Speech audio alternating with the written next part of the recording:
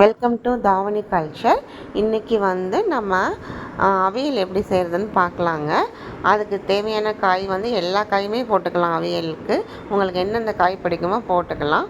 பீட்ரூட்டும் வெண்டைக்காவும் மட்டும் போடக்கூடாது. தயிர் எடுத்து வச்சுருக்கேன்.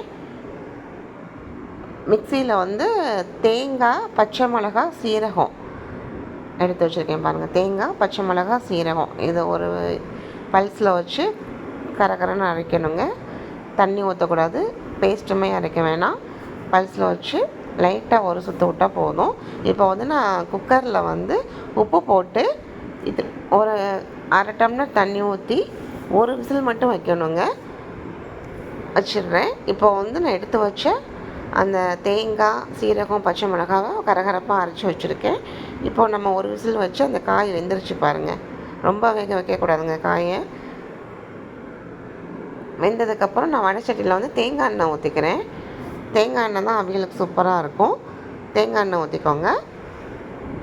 எண்ணெய் காஞ்சதுக்கப்புறம் கடுகு, உளுந்து, வரமிளகா இது 2 மட்டும்தாங்க நான் போட்டுக்கிறேன்.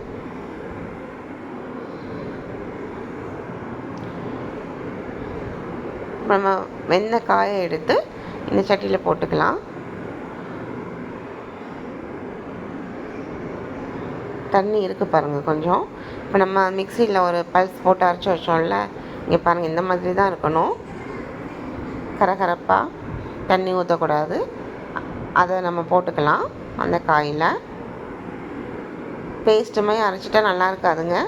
அவியலுக்கு இப்படி தான் நம்ம போடணும் தேங்காய்.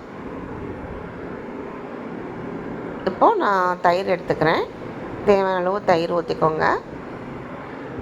அவ்வளோதாங்க, ஆஃப் பண்ணிடணும். தயிர் ஊற்றுனதுமே சூப்பரான அவியல் ரெடி ஆயிடுச்சு. உங்களுக்கு பிடிச்சிருந்துச்சுன்னா லைக் பண்ணுங்கள், கமெண்ட் பண்ணுங்கள், சப்ஸ்கிரைப் பண்ணுங்கள். தேங்க்யூ.